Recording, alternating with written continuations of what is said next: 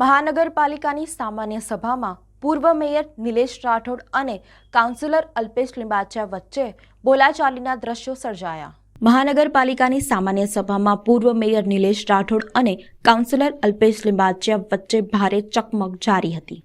એક સમયે બંને આમને સામને આવી ગયા હતા। પૂર્વ મેયરે તો અલ્પેશ લિંબાચિયાએ નૈતિકતાથી રાજીનામું આપી દેવું જોઈએ ત્યાં સુધીની માંગ કરી હતી।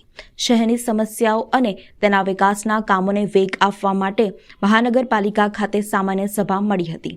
મેયર પિંકીબેન સોનીની અધ્યક્ષતામાં આ સભા મળી હતી। સામાન્ય સભામાં પૂર્વ મેયર નિલેશ રાઠોડ ઉગ્ર થઈ ગયા હતા। તેઓ જ્યારે પ્રમુખ હતા ત્યારે તેઓ સામે પત્રિકા ફરતી કરી બદનામ કરવાનું કાવતરું કરનાર અલ્પેશ લિંબાચિયા પણ આ સભામાં ઉપસ્થિત હોય તેઓ સામે આક્ષેપો કર્યા હતા। નિલેશ રાઠોડે રજૂઆત કરી હતી કે આગામી સભામાં મારા ઉપર આક્ષેપ કરનાર સભ્યએ આક્ષેપોને સાબિત કરવા પડશે। આ મુદ્દે તેઓ જેલમાં પણ જઈ આવ્યા છે ત્યારે તેઓને શરમ આવવી જોઈએ અને પોતાની નૈતિકતા સમજીને રાજીનામું આપી દેવું જોઈએ। મારા પર જો આક્ષેપો સાબિત થશે તો હું આ સભામાં નહીં આવું અને જો તેઓ ના કરી શકે તો રાજીનામું આપી દે। જો કે સામે અલ્પેશ લિંબાચિયાએ પણ ઉગ્રતાથી વિરોધ કર્યો હતો અને પોતે આ બાબતે કંઈ ન કર્યું હોવાનું પણ જણાવ્યું હતું। થોડા સમય માટે ભર શિયાળામાં સભાગૃહનું તાપમાન ઉગ્ર બની ગયું હતું। જો કે ત્યારબાદ અન્ય સભ્યો અને મેયરની દરમિયાનગીરી બાદ મામલો શાંત પડ્યો હતો અને ત્યારબાદ આગળની ચર્ચા શરૂ કરવામાં આવી હતી। આ સભાની અંદર આક્ષેપ કરવામાં આવ્યા હતા એટલે આ સભાની અંદર મારે એનો પ્રશ્નનો જવાબ જોતો હતો। જે વ્યક્તિએ આ કહેવાય ને કે વિચાર્યું ના હોય એવું અને પીઠની પાછળ ખંજર ખોપે એવું જે કાર્ય કરેલું હતું તો કોર્પોરેશનનો વિષય હતો। કોર્પોરેશનની સભાની અંદર કોર્પોરેશનના વિષય માટે હું એમને પ્રશ્ન કરી શકું છું કે ભાઈ તમે જે કંઈ બી આક્ષેપો કર્યા છે એ સાબિત કરો। જ્યારે ભારતીય જનતા પાર્ટીએ તમને સસ્પેન્ડ કર્યા આવું કામ કરવા બાબતમાં તો એમની બી નૈતિકતા હોવી જોઈએ કે એમને બી કોર્પોરેશનમાંથી કોર્પોરેટર પદેથી રાજીનામું આપવું જોઈએ। અને જે તે સમયે પત્રિકા કાંડ આખું બરોડા શહેર જાણે છે। મારો પ્રશ્ન એટલો જ હતો કે આક્ષેપ કર્યો છે તો આક્ષેપ કરવાવાળી વ્યક્તિ સામે બેઠી છે, સાબિત કરે। આક્ષેપ કરવા એ રીતે સાબિત કરો ભાઈ કે ભાઈ તમે મારી પર જે આક્ષેપો કરેલા એ સાબિત કરો। મારો પ્રશ્ન ખાલી આ હતો। શું થયું છેલ્લે અંતમાં કઈ રીતનો નિર્ણય કરવામાં આવ્યો? તમારા દ્વારા શું રજૂઆત કરવામાં આવી છે? શું માંગ છે? મારે ખાલી એટલું કહેવું છે કે માણસને શરમ આવવી જોઈએ।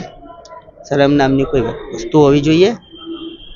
આટલું બધું કર્યા પછી પણ આટલું બધું સાબિત થયા પછી પણ જો પોતે એવું કહેતો હોય કે મેં કશું કર્યું નથી એ ખૂબ જ દુઃખની વાત છે। વાત કરવામાં આવે તો આક્ષેપની વાત છે, તમારી પર જે આક્ષેપ કરવામાં આવ્યા હતા આપે રાજીનામાની વાત કરી છે તો કોના દ્વારા એ આક્ષેપ કર્યા છે ને કોનું રાજીનામું આપે માંગ્યું?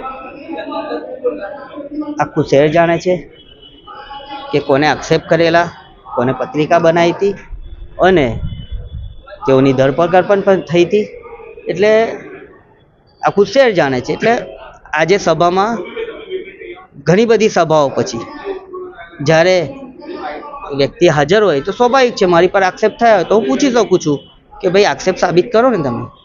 આવતી સભાની વાત કરી તમે શું છે નેક્સ્ટ સભાની અંદર શું કરવાની માંગ કરી છે? નેક્સ્ટ સભાની અંદર જે કંઈ બી હું કરીશ પહેલાં અમે લોકો પૂછી લઈશ કે ભાઈ મારા આ રીતનું જે અમારા મેયરશ્રી હોય કે અમારી જે એની 5 જણની ટીમ હોય એની સામે હું મારો પ્રસ્તાવ મૂકીશ કે મારે આ રીતના પ્રશ્નોત્તરી કરવી છે। જે લોકો મને કહેશે તો ચોક્કસ પ્રમાણે હું આગળ વધીશ। મારે શું કામ રાજીનામું આપવું જોઈએ ભાઈ? મને ભારતીય જનતા પાર્ટીએ ટિકિટ આપી હતી અને મારા વિસ્તારની જનતાએ મને જીતાડીને મોકલ્યો છે અને આ જ ભારતીય જનતા પાર્ટીએ મને ઘણું બધું આપ્યું છે। આક્ષેપ હોઈ શકે છે મારા પર કે આવું તમે કર્યું પણ હું કહું છું આમાં આ વિષયમાં હું કંઈ જાણતો નથી જાણતો એ હકીકત છે। આ જ ભારતીય જનતા પાર્ટીમાં ભાઈ યુવા મોરચાથી એક નાના કાર્યકર્તાથી શરૂઆત કરી હતી। ભારતીય જનતા પાર્ટી મારી માં હતી, માં છે ને માં રહેશે આજીવન।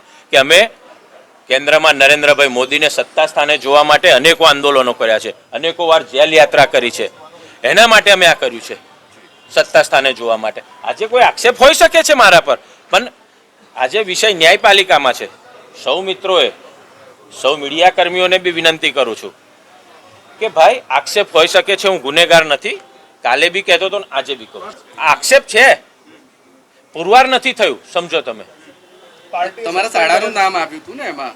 ભાઈ મેં એમ કહું છું, મારી જોડે કોઈ ફરતો કોઈ વ્યક્તિ કોઈ કશું કરે એમાં મારે શું લેવા દેવા હોય. પાર્ટીએ કેમ સસ્પેન્ડ કર્યા? પાર્ટીના આમાં એવું છે કે કંઈક હશે, મને જાણ નથી, પણ યોગ્ય જગ્યાએ યોગ્ય વિષય મને બોલાવશે તો મારો પક્ષ 100% મૂકીશ, એ તમને ખાતરીથી કહું એક છું. સવાલ નિલેશભાઈ આજની સભામાં એ પૂછ્યો કે ભાઈ આવનારી સભામાં 15 મિનિટ ફાળવજો, જે મારા પર આક્ષેપો થયા છે એનો જવાબ આપવા માટે તૈયાર છું, અને તમને ચેલેન્જ કરી છે કે તમે પણ સભામાં હાજર રહેજો. તો પણ હાજર હતો, આવું જ છું, આપ સૌ જોવો જ છો દર સભામાં, આવું જ છું ને તમે જુઓ છો. આવતી સભામાં શું કરશો તમે? તમે ચેલેન્જ સ્વીકારવા તૈયાર છો નિલેશ? સમય સૂચકતા પ્રમાણે સભામાં હશે તો આવું જ છું. સભામાં ક્યાંય હું મિસ થતો જ નથી. સભામાં મારો અધિકાર છે આવવાનો. ભાઈ કેમ ના આવું? પત્રિકામાં જે આક્ષેપો થયા હતા એ બાબતે જવાબ માંગશો આપ? ભાઈ મેં એવું કહું છું, જ્યારે પત્રિકા જ મેં ન છાપી હોય પછી જવાબ માંગવાની વાત ક્યાં છે એમાં? અલ્પેશભાઈ, એમને એવું કેવું છે કે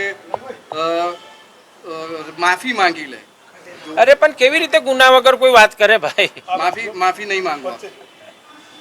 માફી નહીં માંગવા. આપ માફી નિલેશ રાઠોડને એવું કેવું છે કે થઈ ગયું હશે તો માફી માંગી લે, વિષય પતી જાય. ભાઈ પણ કોઈ વિષય જાણતું જ ના હોય ને એ વિષયની વાત ક્યાં આવે પછી? અલ્પેશ, કોઈ જાણતું જ ના હોય કશો વિષય, પછી વાત જ ક્યાં આવે છે? ચલો હવે તમે વારંવાર પૂછશો પણ મારો જવાબ એક જ આને રહેશે. હટીને એક સમયે ખૂબ ગાઢ મિત્રો હતા નિલેશ રાઠોડ ને અલ્પેશ લિંબાચિયા. આજે પણ મિત્રો છે કે દુશ્મનાવટ? ભાઈ જો ગાઢ મિત્રો હતા, એકબીજા માટે જાન ન્યોછાવર કરતા હતા, એમાં કોઈ પ્રશ્ન જ નથી. બહુ સાચી વાત કહું તો. પણ આજે કંઈક પરિસ્થિતિ અલગ હોઈ શકે છે,